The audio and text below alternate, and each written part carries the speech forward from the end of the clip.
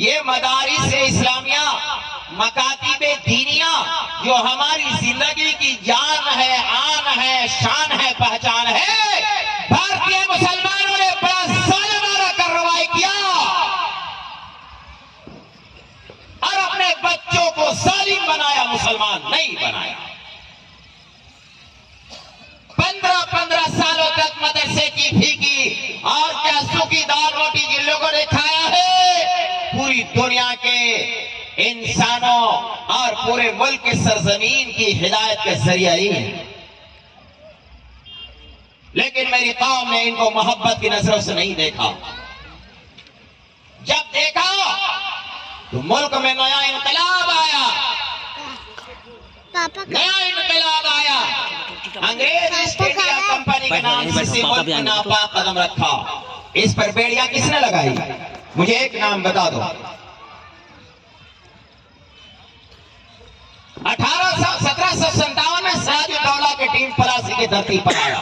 1799 میں میسور کی دھرتی پر 4 بڑی لڑائیاں، شیر ہندوستان، پہلا بھارتی مٹی کا اٹوٹ اکھنڈ بھارت کا میزائل مین جناب حیدر علی کا لخت جگر سلطان ٹیپو آیا۔ 1803 کے اندر ہندوستان کی دارالحکومت شاہ ولی اللہ کے خانوادے شاہ عبدالعزیز نے اس ملک میں فتویٰ دیا اور پورے علماء اپنی جانوں کو نچھاور کیا، لاکھوں علماء شہید کر دیے گئے۔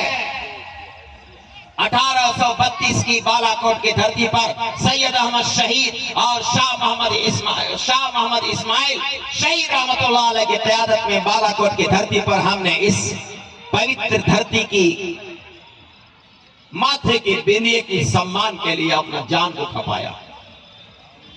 1857 کی جنگ میں شاملی اور امبالہ کی پون دھرتی پر بہت سارے یوپی کے وہاں علماء تشریف فرما ہے۔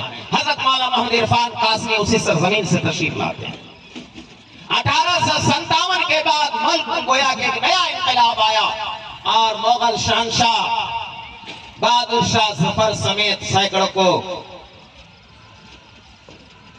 رنگون کی سرزمین کا نظر کیا گیا، سینکڑوں کو مالٹا کے جیلوں میں ڈالا گیا۔ مالٹا کیا ہے ہمیں پتہ بھی نہیں۔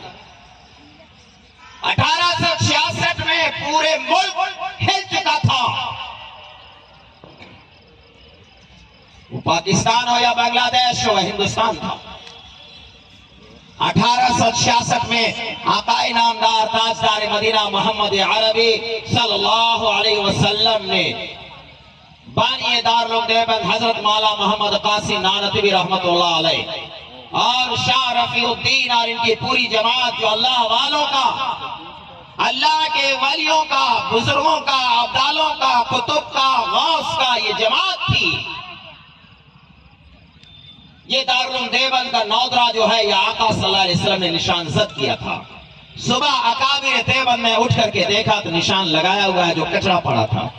آج عالم اسلام کا، ہمارے دین و شریعت کا، آقا کی عزت و ناموس کی تحفظ کا مرکز وہی دارالعلوم دیوبند ہے جو اس ملک کی تحریک آزادی کے لیے ہم نے لاکھوں علماء کو قربانیاں پیش کیا۔ اصلاح انسانیت یوٹیوب چینل کو لائک، سبسکرائب اور شیئر کر کے خیر کا ذریعہ بنیں۔